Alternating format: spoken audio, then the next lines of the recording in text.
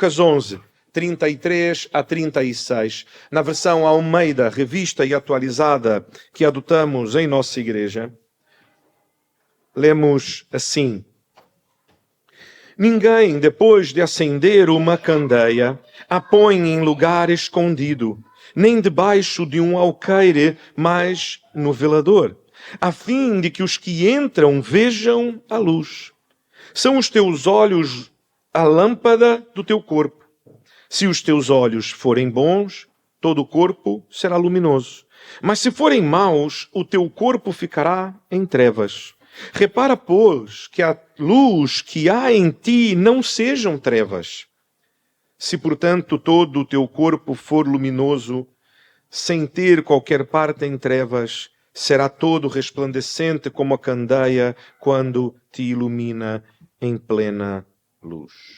Amém. Meus irmãos, eu não sei quantos dos irmãos que...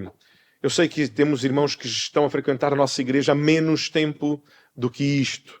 E a verdade é que até nos marcou, por exemplo, e quando estava a olhar aqui os registros da igreja, eu percebi que, por exemplo, a semana a seguir a esta pregação foi quando nós tivemos o aniversário da igreja, quando nós fizemos no teatro da Câmara Municipal de Portimão, no Teatro Tempo, isto no ano 2023, no mês de setembro.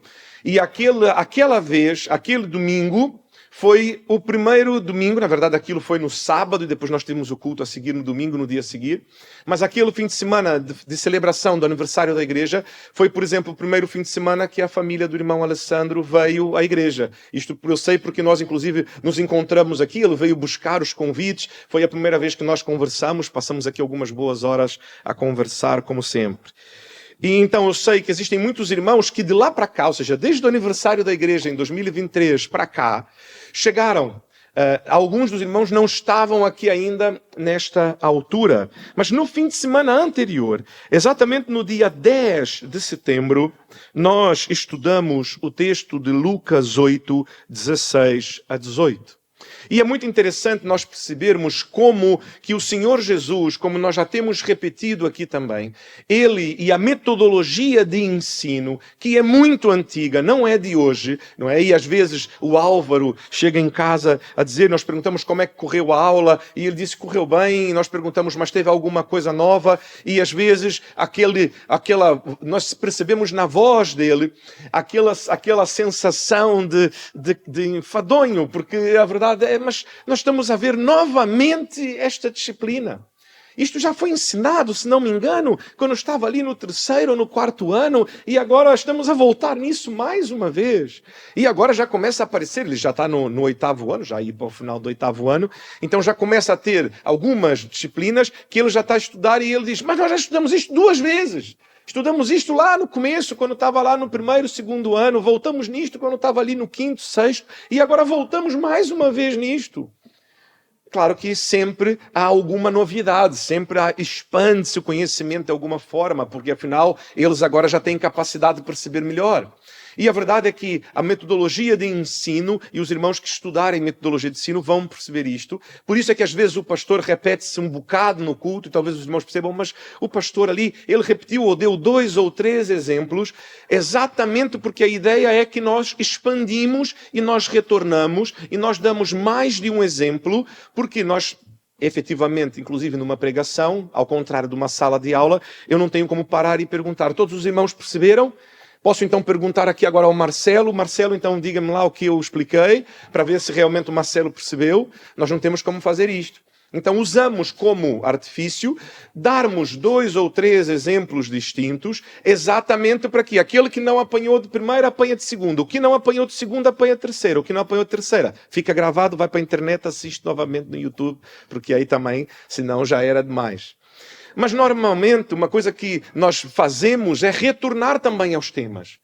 Nós percebemos, e por isso que eu tenho muita tranquilidade, e alguns irmãos às vezes questionam, mas estão a estudar o Evangelho de Lucas há 4 anos e vão no capítulo 11. Sim, porque a nossa preocupação é caminhar com Jesus, é conhecer a Jesus, é ouvir a mensagem do Evangelho, e a verdade é, Quantas vezes nós já não ouvimos a mensagem do Evangelho de que é chegado o reino de Deus, de que Jesus é o Filho de Deus, o Messias esperado, que veio para nos redimir, nos trazer a salvação que nós precisávamos, a remissão dos nossos pecados, e com Ele nos dar vida eterna em sua ressurreição, e que Ele agora está sentado à direita de Deus o Pai, a preparar tudo para aquele dia final, quando Ele voltará para nos buscar.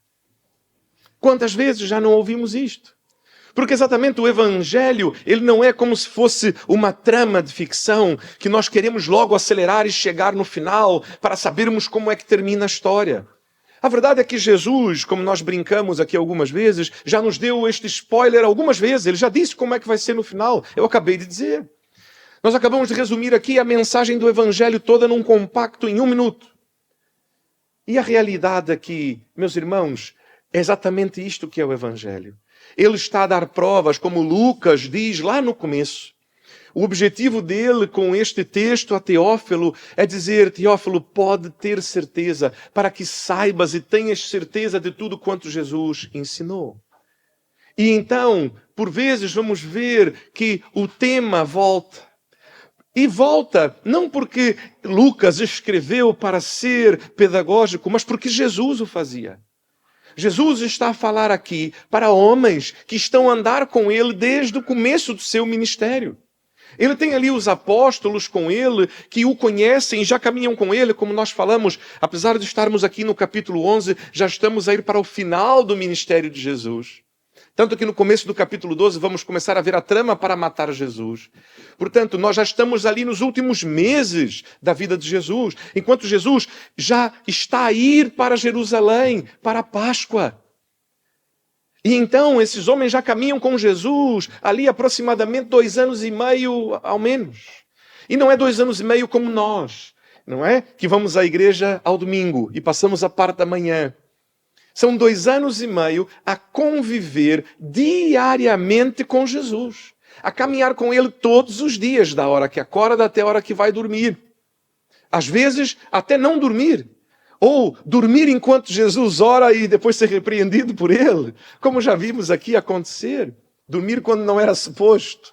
Dormir até demais. Ou não. Ou acordar o mestre enquanto o mestre dorme e nós estamos apavorados porque o mar se levanta e os ser repreendidos pelo Senhor. Por que estão acordados e inquietos? Era para estar a dormir. Não sabem que eu estou com vocês no barco? Portanto, já viveram tantas coisas com o Senhor Jesus e o Senhor Jesus já os ensinou em Lucas, capítulo 8, do verso 16 a 18, a falar sobre isto. E é interessante que, como que a nossa memória é. Já lá se vão quase 2 anos. E eu sabia que nós já havíamos falado neste texto. Um texto parecido, não é? Que ele usa a mesma figura de linguagem. E então, em casa, a conversar com a Andressa, disse: mas já pregaste neste texto? Eu disse: não neste texto, porque é no capítulo 11, estamos a chegar nele agora. Mas já falamos sobre isto, exatamente, porque Jesus repete no capítulo 11 aquela mesma imagem que ele faz ali no capítulo 8. E por isso nós precisamos voltar ali um bocadinho, e eu quero voltar rapidamente com os irmãos ali no capítulo 8. Porque quando fui falar sobre este texto que encontra-se logo depois da parábola do semeador, onde Jesus conta a parábola do semeador e depois explica a parábola do semeador. E ele, ao explicar, ele diz que ele fala em parábolas, porque ele é questionado: por que o Senhor fala em parábolas? E ele então vai dizer: eu falo em parábolas para que, ouvindo, não ouçam, vendo, não vejam. Ou seja, para que a mensagem do Senhor, ela de facto não é compreendida por todos. Ele fala desta maneira exatamente porque, e depois ele vai explicar o que ele quis dizer. Porque aqueles que só vêm eventualmente, aqueles que não estão interessados efetivamente em ir em fundo e perceber o que o Senhor quer, aqueles que ficam na superfície, vão ficar confusos. Mas antes, aqueles que querem efetivamente caminhar com o Senhor e conhecê-lo, esses que têm paciência e que buscam ao Senhor como estes homens buscaram, a dizer: Senhor, o que o Senhor quis dizer com esta parábola? Esses serão saciados e terão a resposta. Por isso nós temos que ter cuidado. Porque muitas vezes, quando nós olhamos de maneira superficial, e meus irmãos, os irmãos, perdoem-me, Porque eu sei que os irmãos já estão acostumados aqui na igreja, que nós não ficamos na superfície, não é? Nós afundamos. Quem fica na superfície, quem anda sobre as águas é Jesus, não é? Nós, nesse sentido, vamos fundo. Nós queremos aprender mais. Nós queremos conhecer e saber. Por isso nós gastamos tempo e vamos mais fundo. E eu sei que os irmãos já têm se acostumado com isto. Eu já ouvi algumas histórias de alguns irmãos com o passar destes anos, conforme os irmãos se acostumam, que quando os irmãos ouvem algumas pregações ou ouvem algum comentário sobre um texto, os irmãos já começam a estranhar. Porque exatamente isso, já começam a perceber assim, olha, ok, numa primeira vista, superficial, sem conhecer muito, inclusive sobre Jesus, até se poderia achar que é isto. Mas não me parece. Portanto, os irmãos já começam a não ficar satisfeitos, não é, com o fast food bíblico que nós temos hoje em dia, não é? E fico muito alegre por isto, porque os irmãos começam a ter aqui um paladar mais português, porque nós, comida portuguesa, é uma comida, não é, que é muito conhecida, não é? E hoje cada vez mais tem ganho, não é, o mundo, porque antes era um bocado desconhecida, mas agora cada vez mais se conhece a nossa culinária e se valoriza. Mas é uma culinária que leva tempo, não é? É a culinária que, inclusive, não só a nossa cozinha, eu já brinquei com os irmãos, mas até mesmo hoje, quando vejo, eu acho grande piada, porque antigamente as casas portuguesas eram um bocado esquisitas quando comparadas com o restante do mundo. Porquê? Porque tinham a mesa na cozinha. E as pessoas sentavam-se à mesa e para comer na cozinha. E era o único povo que fazia isto. Nenhum outro povo no mundo fazia isto. Hoje, todas as casas derrubam as paredes para fazer a sala caber na cozinha para ter isto. Nós inventamos isto há mais de 1000 anos atrás. Era a mesa na cozinha e tá. Quem tinha, nós falamos sobre isso, né? Quem tinha sala de jantar na sua casa, raramente usava, só quando era uma ocasião muito especial, uma festa, alguma coisa. E ainda assim, e eu lembro-me até hoje, quando fui visitar uma prima do meu avô ali na cidade de Oliveira das Mães, ela, quando eu cheguei o primeiro dia e nós fomos comer, e ela disse, olha, se quiser, eu vou servir ali o almoço ali na sala. E eu disse, não precisa. E ela, não precisa. Eu disse, não precisa se incomodar, não precisa fazer assim, não precisa ter este trabalho. E ela disse, é tão melhor. De facto, sente-se aqui à mesa na cozinha. Então, por quê? Porque é família. Então, sente-se aqui, vamos aqui ter esse tempo. E passamos ali um bom tempo. Isto porquê, meus irmãos? Novamente, porque nós temos que ir profundo no texto. E neste sentido, nós temos que fazer como fazemos com a comida, não é? Nenhum de nós aqui, mesmo aqueles que não são portugueses, mas a nossa cultura que foi espalhada pelo mundo, nós temos isto, não é? De gastar o tempo. A refeição, nós valorizamos este tempo em que sentamos para comer. E nunca é só a comida, não é? É mais a conversa do que a comida. E depois é o cafezinho, depois é o bolo, depois é o pastel de nata, depois é a queijada. E ficamos ali quase que a tarde inteira. Quando juntamos os amigos, então, em casa, é mesmo, literalmente, é o dia todo ali a conversar, já nem se levanta da mesa, os pratos ficam ali, não há problema. Nós temos que ter esta mesma atitude com o texto da palavra de Deus. Termos tempo, sentarmos, olharmos o texto, olharmos novamente, separarmos, marcarmos, voltamos nele, conversamos com alguém. Olha, já leste este texto, o que é que percebeste aqui? E isto aqui, mas olha, já ouviste isto? E já reparaste que a escolha da palavra que Jesus faz aqui? Olha que sensacional, olha que coisa mais bonita. E gastarmos este tempo na palavra de Deus. E isto é fundamental para percebermos e irmos além da superfície. Isto porque normalmente eu já ouvi tantas vezes, meus irmãos, quando falamos da luz, e Jesus já falar da luz, e a luz que brilha, e a luz que deve brilhar, normalmente a maioria dos pregadores vai dizer que então nós temos que levar a luz. É isto, Jesus vai brilhar em nós e nós vamos brilhar para o mundo. Mas não é isto que aquele texto quer dizer e nem isto que este texto quer dizer. Lucas capítulo 8, verso 16 e 18.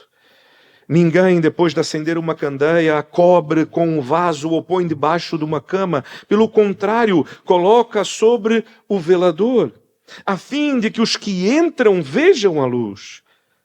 Nada oculto que não haja de se manifestar, nem escondido que venha a ser que não venha a ser conhecido e revelado. Vê depois como ouvis, porque o que tiver lhe se dará, e o que não tiver, até aquilo que julga ter lhe será tirado.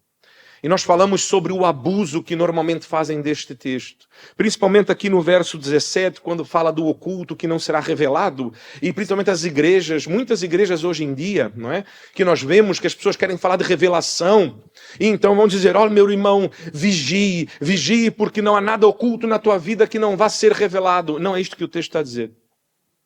Porque o texto está a falar literalmente de Jesus e da mensagem do Evangelho do Reino, de que Jesus não ficará oculto. Não há nada que esteja oculto, ou que estivesse oculto, que era Jesus e a mensagem do Evangelho do Reino, que não venha a ser revelado. Que não vá ser posto. O que Jesus quer dizer é que Deus não enviaria a Jesus, assim como alguém não acende uma lâmpada para meter embaixo e antes coloca num sítio no alto, como nós temos aqui as nossas luzes, não é? Que estão no teto para iluminar e se distribuir de maneira igual por toda a sala. Também o Senhor Deus, o Pai, não envia a Jesus para o esconder. Pelo contrário, ele envia Jesus para que a sua luz brilhe sobre os homens e todos possam ver. Não há nada que esteja oculto que não venha a ser revelado. O próprio reino de Deus, e de que o reino de Deus é chegado. E Deus manda como? O que Deus faz para revalidar esta mensagem? Nós temos falado sobre isto essas semanas todas, de que Ele faz maravilhas e sinais por meio de Jesus para comprovar que Deus, o Pai, é com ele e de que aquilo que Jesus está a dizer é a verdade. E então, o que nós aprendemos com aquele texto foi exatamente isto, é de que Jesus estava a ser revelado a eles. De que Jesus foi mais uma vez revelado e mais uma parte, e a parte final da sua obra revelada na sua ressurreição. De que Jesus ainda hoje está a ser revelado. E de que Ele será revelado finalmente também no dia final, quando voltará em glória. Portanto, a revelação que se fala é a revelação de Jesus. E a luz é o próprio Jesus. Deus o Pai acende uma luz para brilhar diante dos homens, o seu Filho, Jesus. E então, quando nós olhamos para este texto que nós temos hoje diante de nós somos lembrados de que temos que ter cuidado. Cuidado ao nos aproximar do texto para não nos deixarmos enganar. E para isso, uma das coisas que nós precisamos fazer é lembrar. Por isso é que nós falamos e dizemos que devemos pegar sempre o texto dentro do seu contexto.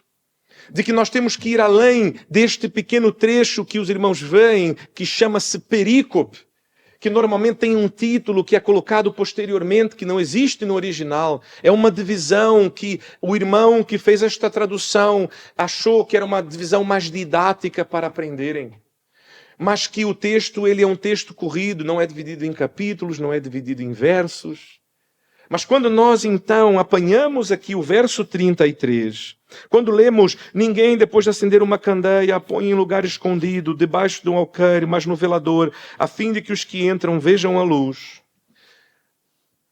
Jesus está a falar aqui da visão, de ver algo, de enxergar as coisas. Para enxergar, precisamos de luz. Se nós agora apagássemos aqui as luzes do templo, os irmãos ainda veriam. Veriam porque nós temos uma janela à frente, que hoje inclusive está um dia de sol, então aquela luz que rebate entraria e nós não ficaríamos completamente no escuro. Mas se nós estivéssemos à noite, os irmãos certamente já não conseguiriam ver muita coisa. Porque nós precisamos de luz para ver. Mas ver o quê? Verso 16. No verso 16, nós vemos, e outros tentando pediam dele um sinal do céu. Como é que se pede um sinal do céu? Senhor, queremos ver um sinal. Senhor, nós queremos ver. Senhor, prova-nos, mostra-nos. O Senhor é mesmo Filho de Deus. O Senhor é mesmo quem o Senhor diz que é. Então, mostre. Dê um sinal, mostre um sinal, prove por um sinal. Queremos enxergar. Verso 30. Estudamos na semana passada. Porque assim como Jonas foi sinal para os ninivitas, o Filho do Homem será para esta geração. O será o quê? Sinal. O próprio Senhor Jesus é um sinal. Ele é a luz. Ele é o sinal. Ele diz, Ele mesmo é o sinal. Eu mesmo sou o sinal. E nenhum outro sinal será dado além do sinal de Jonas, que nós falamos. Jonas era o sinal. Ele foi o sinal para Nínive. E esta semana, ainda curioso, eu tive a estudar mais sobre isto, meus irmãos. Não cheguei a falar sobre isto na semana passada. Mas Nínive era uma cidade, nós temos em Portimão 50 mil habitantes. A estimativa é que Nínive, naquela altura, tivesse 120 mil. Agora, nós temos prédios em Portimão. Agora, imagine uma cidade com moradias unifamiliares, uma coladinha na outra, com 120 mil pessoas.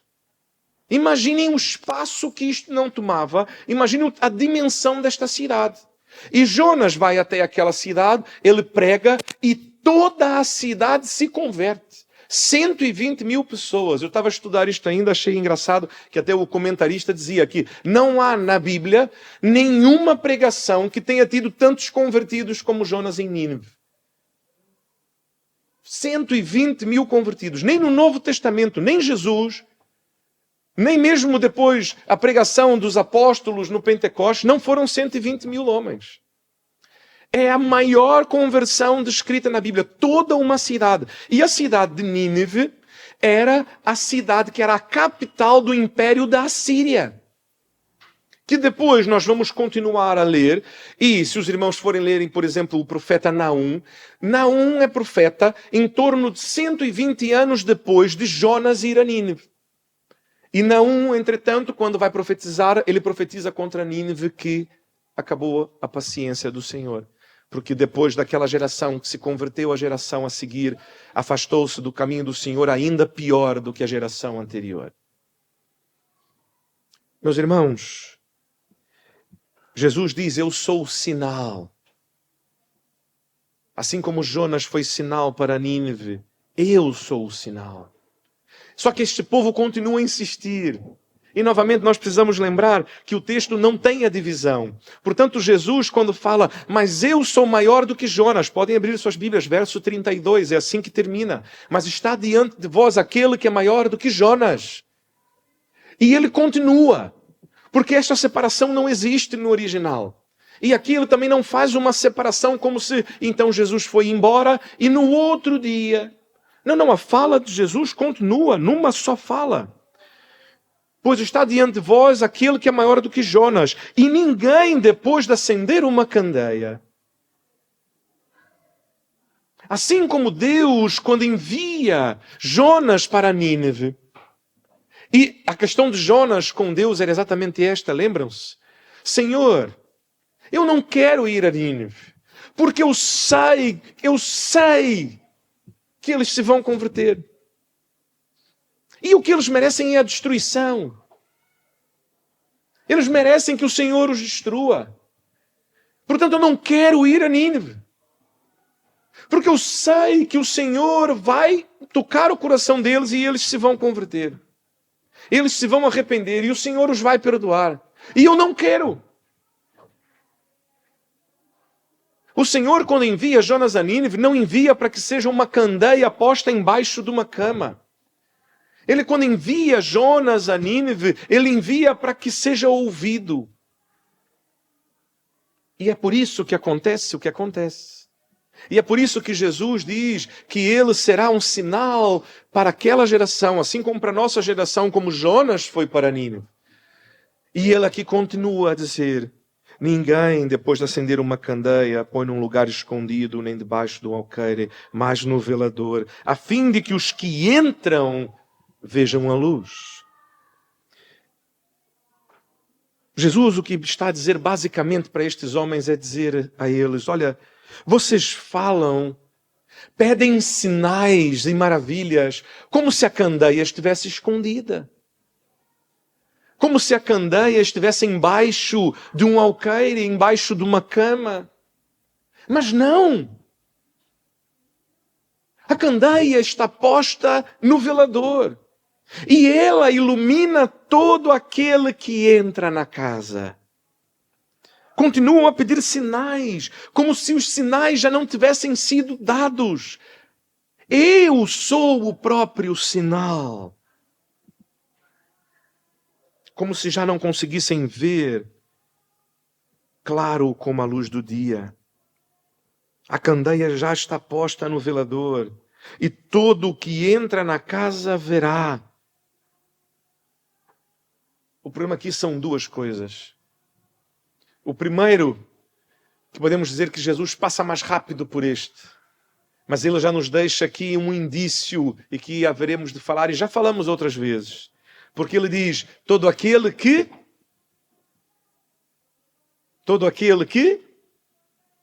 verá. Quem é que verá? Verso 33. Todo aquele que entra na casa verá. Nem todos verão. Nem todos verão. Aqueles que verão são aqueles que entram na casa. A luz ilumina aqueles que entram na casa, e todos aqueles que entram na casa verão, mas só aqueles que entram na casa. E Jesus vai continuar. E ele vai dizer então,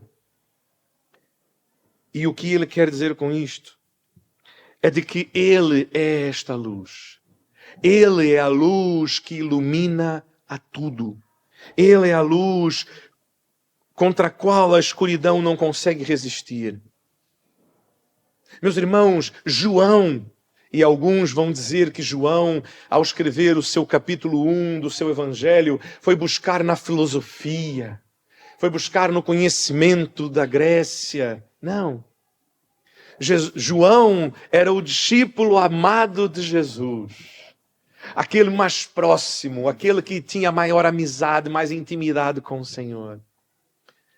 João não tirou da filosofia grega. João tirou das palavras de Jesus. Porque Jesus, mais de uma vez, ele disse que ele é a luz posta em cima do velador para iluminar a casa toda. E então, por isso é que nós vamos ler no Evangelho de João, ainda no capítulo 1, do verso 4 e 5, a vida estava nele e a vida era a luz dos homens. A luz resplandece nas trevas e as trevas não prevaleceram contra ela. E as trevas não a podem resistir. João não inventou isto, não tirou da filosofia, tirou de Jesus. Porque Jesus, quando fala da candeia posta no velador, ele está a dizer, eu sou a luz. Vocês pedem uma luz para ver-me, mas não conseguem perceber é que eu sou a luz. Eu ilumino tudo o que está ao meu redor. E então o que fica evidente é de que o problema não é a falta de luz. O problema está em como nós captamos a luz. E nós sabemos muito bem, não é? A ciência hoje está muito avançada. E eu digo muito avançada porque naquela altura existiam algumas outras ideias de como que funcionavam os olhos e como que funcionava o mundo, como que conseguíamos enxergar. Mas hoje nós sabemos de que há luz e que precisa haver luz para conseguirmos enxergar. As coisas em si não têm luz própria. O que elas fazem é refletir a luz que está no ambiente. Portanto, de maneira, e aí agora vou ser um bocadinho mais filosófico, nós quando olhamos algo, nós não vemos este algo. Nós vemos a luz que está refletida neste objeto, nesta pessoa, ou seja, o que for. O que nós vemos é a luz. Não a luz própria, mas a luz refletida. E o que nós vemos aqui, o que Jesus está a dizer é, há luz. Agora imagina que o irmão de repente, ou a irmã de repente, neste momento, apagou-se a luz. O que é que houve? E de repente ouvisse todos ao redor dizer, não, a luz está acesa. Imagina o pânico em que iriam ficar, não é? Provavelmente a frase a seguir seria, fiquei cego. Porque se eu não estou mais a enxergar nada, ficou tudo escuro. Apagou-se a luz? Não, não apagou-se a luz está acesa, estamos todos a ver normal. Só tu é que não estás a ver. Não, mas está mesmo, eu estou a ver tudo escuro, está tudo... Leva-me para o hospital. Eu não estou a enxergar, eu fiquei cego.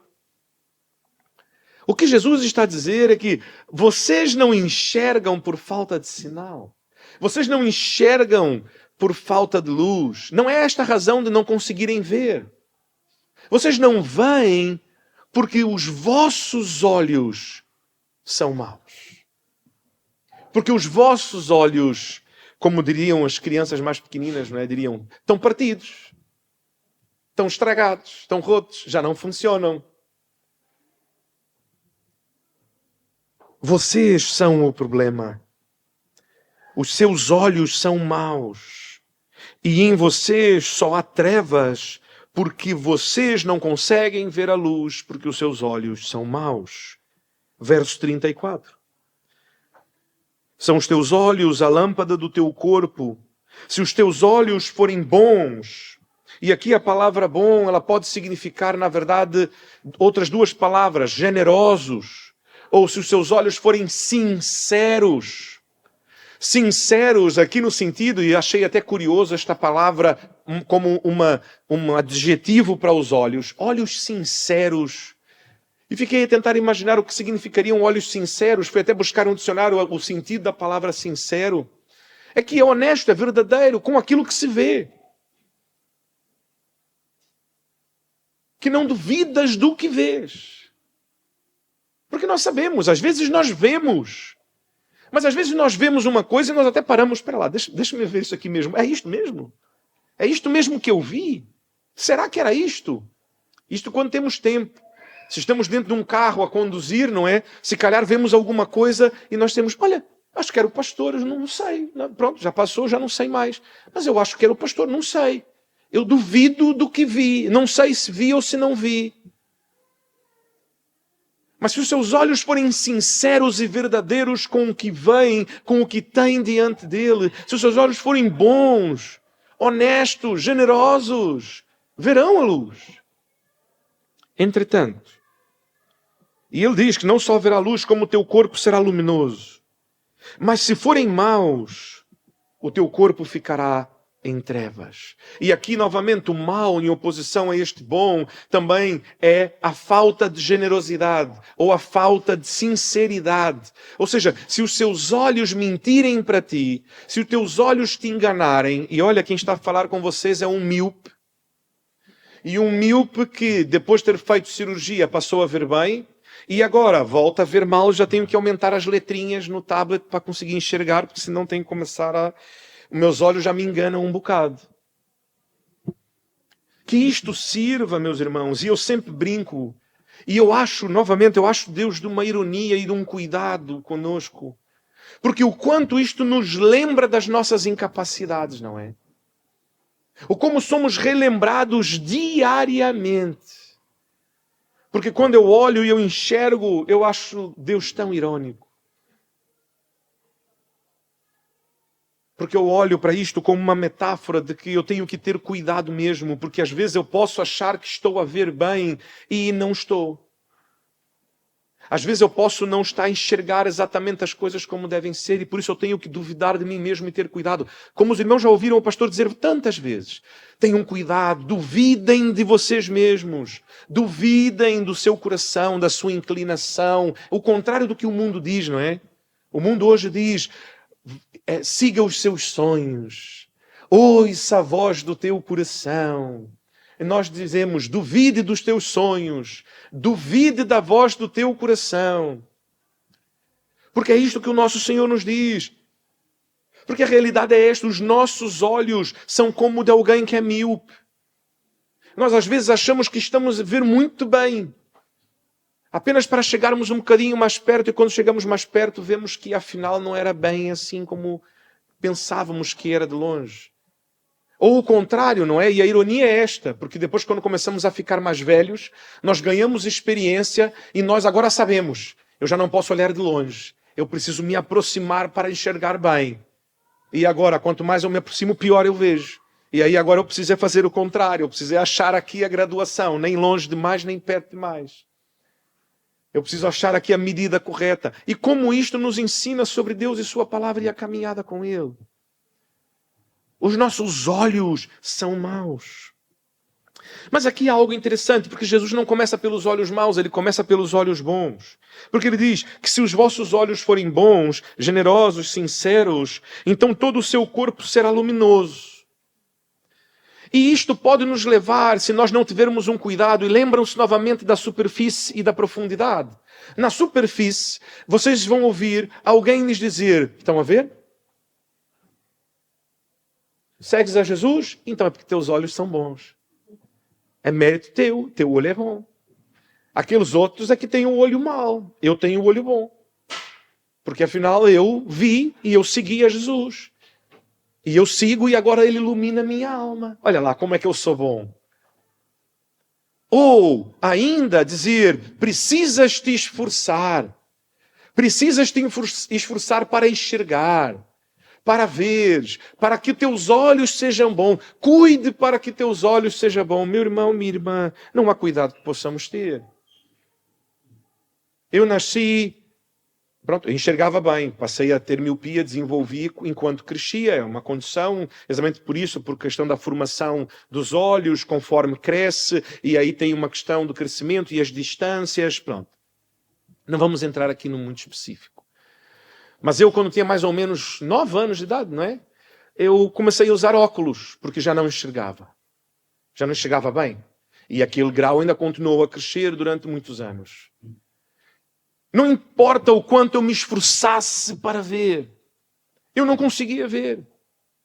Eu precisei que alguém avaliasse os meus olhos, dissesse qual era o problema, prescrevesse uma lente, alguém que é especialista, fabricasse uma lente específica para mim, para que então, ao pôr aquela lente nos óculos na minha frente, eu pudesse enxergar. Mas pastor, o pastor não usa óculos e também não usa lentes. Isto é o quê? Um milagre. Foi curado? Sim, é um milagre. Deus nos deu inteligência, Deus nos deu capacidade, habilidade para estudar, desenvolver a medicina a tal ponto que eu fui a uma médica e aquela senhora lançou um laser no meu olho, queimou o meu olho. Laser é luz. Só para lembrar, a ironia. Ela usou luz, que é o que nós usamos para enxergar, para com este laser queimar o meu olho e depois de queimado, curado, eu passei a ver melhor. Mas foi preciso que uma parte de mim fosse queimada, que uma parte de mim fosse retirada, que uma parte de mim... E olha, se os irmãos não sabem como é esta cirurgia, depois vão à internet, se não sentem, não ficam muito agoniados de assistir estas coisas...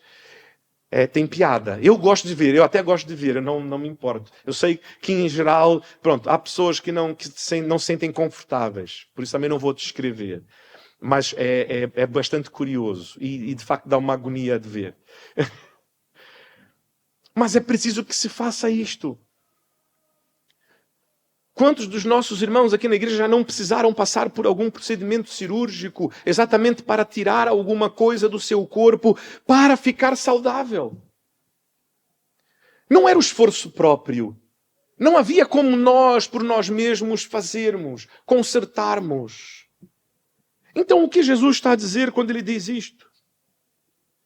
Porque é interessante, porque Jesus aqui, ele ao dizer isto, ele não está a apresentar uma condição anterior, ou a afirmar que aqueles que recebem a ele são melhores do que os outros, uma vez que obviamente vêm e portanto seus olhos são bons. Porque nós precisamos lembrar que no relato de Mateus, e é interessante novamente quando lembramos isto, quando falamos agora no começo do capítulo 11, ali mais antes, quando Jesus cura, exatamente isto, quando Jesus cura aquele homem, que em Lucas ele vai dizer que o homem era mudo, mas em Mateus ele vai dizer que o homem era mudo e cego. Ele vai dizer que o homem era mudo e cego. E então Jesus continua a falar sobre visão, sobre enxergar, sobre ver a luz. Lembramos de que aquele homem não curou-se a si mesmo. Antes, ele em sua condição não havia nada que ele pudesse fazer por si mesmo. Antes, Jesus vem e Jesus o liberta e agora ele passa a ver. Agora ele pode ver. Jesus não está a apontar para uma boa característica daqueles que vêm a ele. Mas Jesus está a apontar para o defeito dos que não vêm. Afinal, e aí voltamos novamente para João capítulo 1, porque o verso a seguir do 18, quando ele vai dizer que Jesus é a luz do mundo, não é? Que lemos inclusive na nossa reflexão esta manhã, no 19 ele diz, ninguém jamais viu a Deus.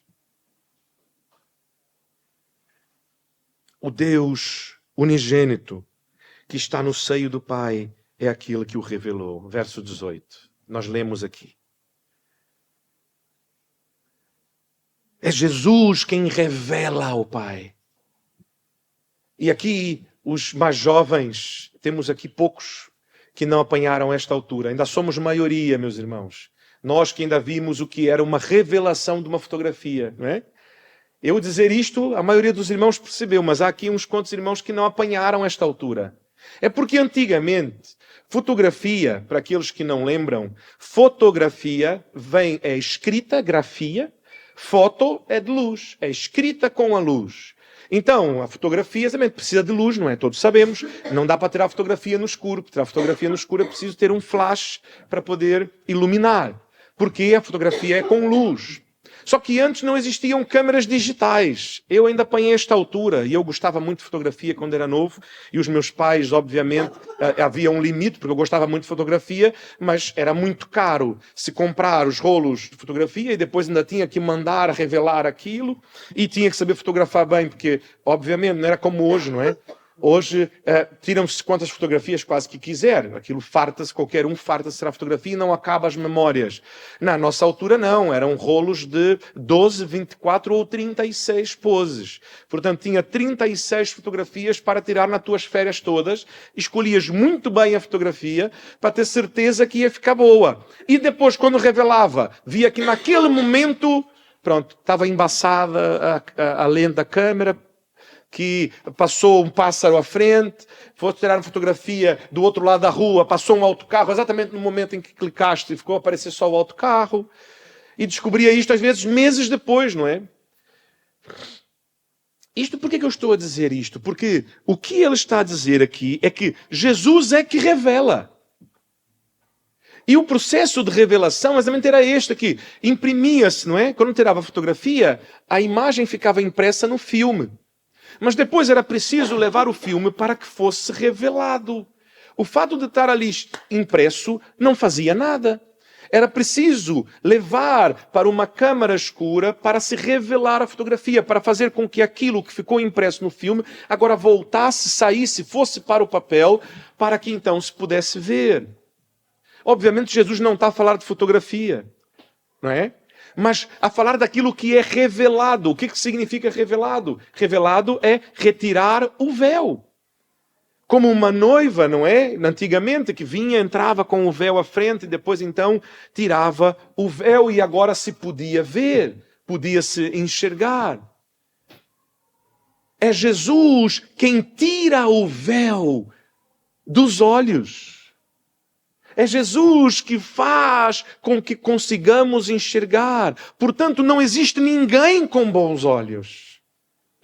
Não existe ninguém, como João vai dizer, não existe ninguém que veja a Deus. Todos cegos. Somos todos cegos, sem conseguir ver a Jesus. E é com estes que Jesus está a falar. Lembram-se? Aqueles que pedem sinais. Aqueles que dizem, Jesus, faz mais um sinal, faz mais um sinal. E a resposta de Jesus é, se os vossos olhos fossem bons, já teriam visto que eu é que sou a luz. Mas os vossos olhos são maus. É isto estritamente que este texto quer dizer. De que cegos não conseguimos ver a luz de Jesus. E é por isso que, inclusive, eu hoje, no começo do nosso culto, aqueles irmãos que não haviam chegado, eu falei sobre isto, de que hoje falaríamos sobre o que fazemos no começo de cada culto. É por isso que no começo de cada culto nós oramos a pedir ao Senhor: Senhor, prepara os nossos olhos para que consigamos ver. Não é porque o pastor inventou isto, ou porque é bonito, ou porque soa poético, ou por isto ou por aquilo. Não. É porque o próprio Senhor Jesus nos diz: olha, vocês são cegos, vocês são surdos, vocês são leprosos, vocês têm o entendimento todo baralhado. Paulo vai dizer isto, não é? Que precisamos ser transformados pela renovação da nossa mente, porque a nossa mente está toda confusa, embaralhada. Nós não conseguimos ver, não conseguimos ouvir, não conseguimos perceber. E ele ainda vai dizer ainda, no Antigo Testamento, vai dizer que o nosso coração é como um coração de pedra. E vai comparar e dizer que o Messias, quando vier, ele vai transformar aquele coração de pedra e dar um novo coração, um coração de carne. Percebem a oração que nós fazemos todo culto? Senhor, abre os nossos olhos, abre os nossos ouvidos, prepara a nossa mente e o nosso coração. Que os nossos olhos se tornem pelo teu poder em bons olhos. Que os nossos ouvidos sejam abertos e consigamos ouvir a mensagem do Evangelho. Que a nossa mente confusa, com dificuldade de perceber, o Senhor nos ajude a organizar e perceber todas as coisas. Que o Senhor tire o nosso coração duro, que ouve estas palavras e diz: eu não sou tão mal assim. Eu até vejo qualquer coisa. Eu sou míope, mas não sou cego. Eu não ouço muito bem, mas ainda não estou surdo. Às vezes as coisas embaralham, mas também, consigo perceber alguma coisa. Não. O nosso coração duro não quer assumir a nossa incapacidade, mas nós oramos: Senhor, torna o nosso coração um coração de carne que pulsa pelo Senhor. Para que ao estarmos na Tua presença, ouvirmos a Tua voz, possamos ver o Senhor, possamos ouvir o Senhor, possamos conhecer ao Senhor e viver e pulsar pelo Senhor. Vivemos em trevas, todos nós em trevas. E se somos todos cegos, quem é que há de nos construir calçadas solidárias? Porque hoje em nosso mundo ser cego já não é como era naquela altura, não é? Hoje existem as calçadas solidárias, que as pessoas que têm problema de vista conseguem andar por ali e perceber exatamente o que estão a andar no passeio e que estão a ir de maneira segura. Se somos todos cegos, quem é que vai nos ajudar a cruzar a estrada?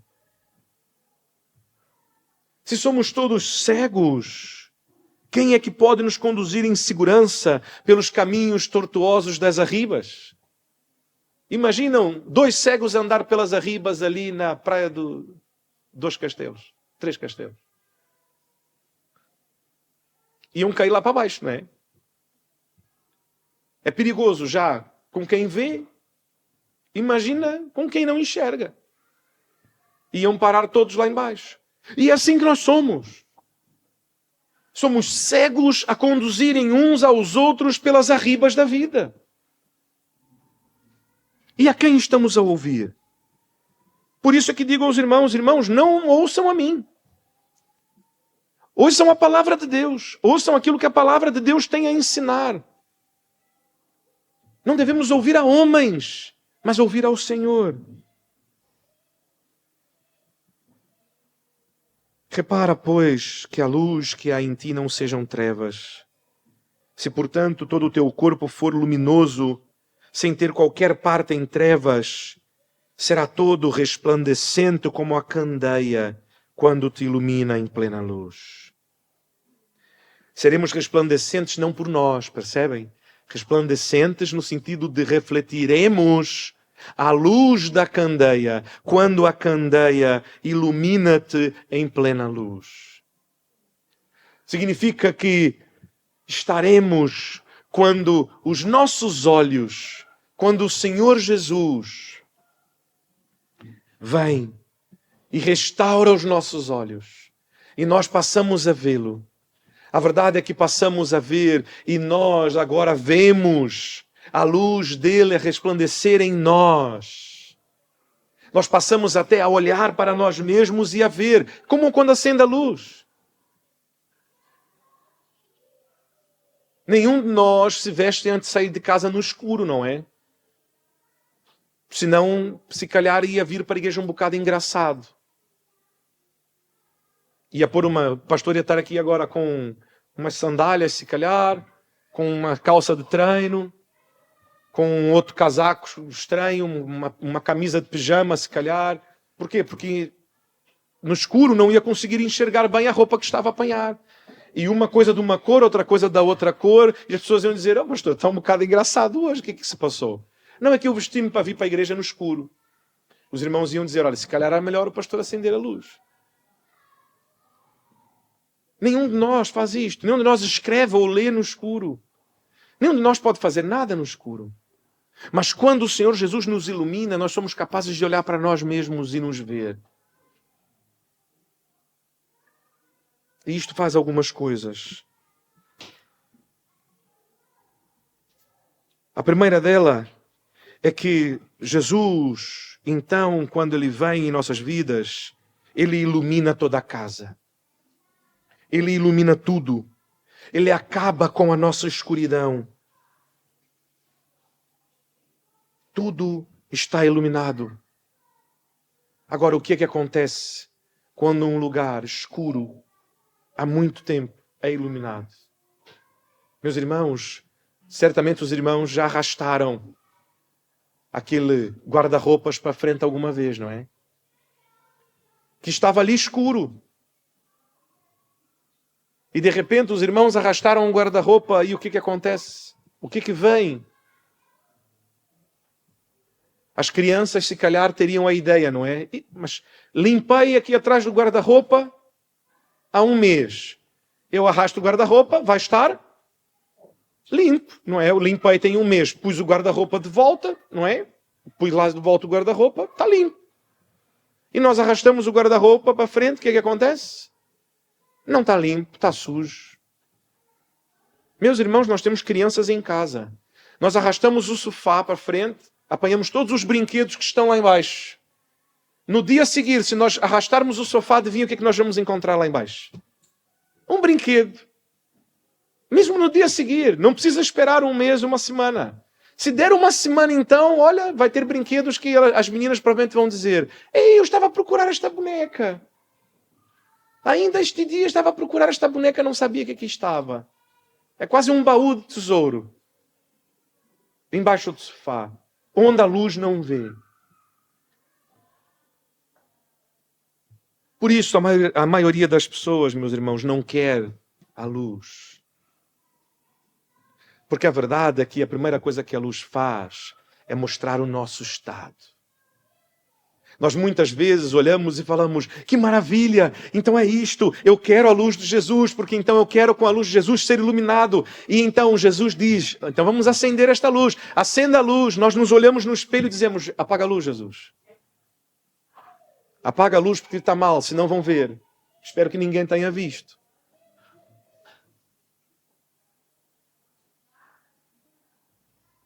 Porque Jesus, quando nos ilumina, nós vemos a nossa condição. Por isso que quando conheceres um crente piedoso, que viva como alguém que não tem pecado, desconfie. Porque um crente piedoso, ele vai viver como alguém que sabe que tem pecado. Como alguém que batalha. Batalha uma batalha que sozinho sabe que perderá, mas que com Cristo sabe que será mais do que vencedor. E aguarda, como diria o grande pastor Russell Shedd, que Jesus, ele diz, a vida cristã é como uma guerra. É como uma batalha. Não é um passeio no parque, não é umas férias no Algarve. É como uma batalha. Perdemos uma perna, perdemos um olho, chegamos no final feridos, abatidos, literalmente a faltar pedaços de nós. Mas o fazemos na certeza de que naquele glorioso dia adentraremos a glória do Pai. Ainda que estejamos a faltar pedaços, porque é uma batalha e uma batalha muito dura contra a nossa própria carne, mas com a certeza de que o Senhor Jesus nos conduzirá em vitória no dia final. O Senhor Jesus é a luz no velador e Ele deseja restaurar a nossa visão. Primeiro, para que vejamos a nós mesmos. Este é o sentido. Muitos acham que agora então o Senhor Jesus é a minha luz e eu consigo ver tudo. Consigo inclusive ver o teu pecado, o teu pecado, o teu pecado. Olha, precisas melhorar nisto, olha, precisas melhorar naquilo. Olha, a tua atitude é péssima. Mas em mim, não, eu estou impecável. Não. Com a luz do Senhor Jesus, a primeira coisa que nós vemos é a nós mesmos. E a verdade é que o coração contrito, ele é um coração que agrada a Deus, porque a verdade é que o coração contrito é aquele coração que verdadeiramente encontrou com a luz de Jesus e olhou para si mesmo e reconhece o quanto precisa do Senhor Jesus a cada dia.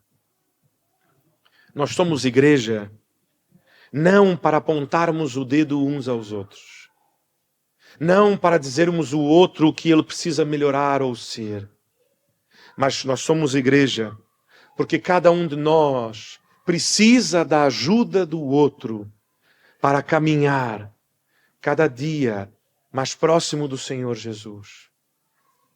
É para isso que o Senhor nos conduz e nos traz para ser igreja. Não para olharmos o pecado do outro, mas para pedirmos a ajuda do outro com o nosso pecado e sermos assistidos a apoiarmos, suportarmos, no sentido de dar suporte uns aos outros em amor. Como alguém que sabe que não é melhor. Como alguém que sabe que é limitado, que é pecador, igual aos outros. Meus irmãos, que a luz de Jesus brilhe em vossas vidas, para que possam ver o quanto precisam dele e o quanto precisam da sua amada igreja para caminhar em suas vidas.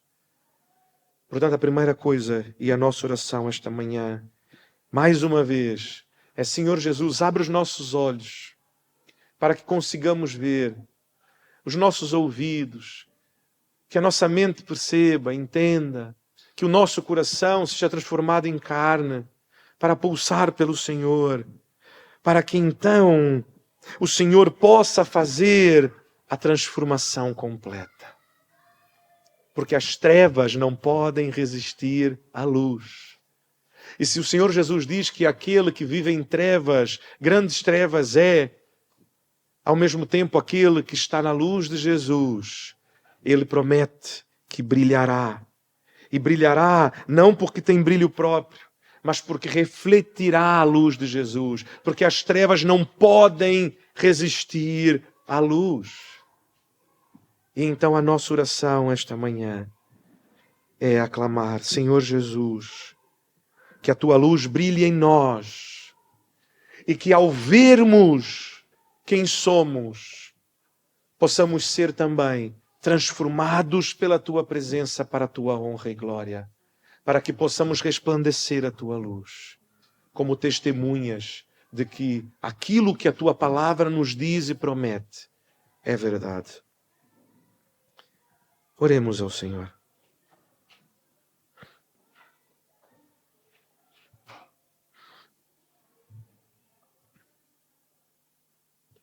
Senhor Deus e Pai, mais uma vez clamamos ao Senhor.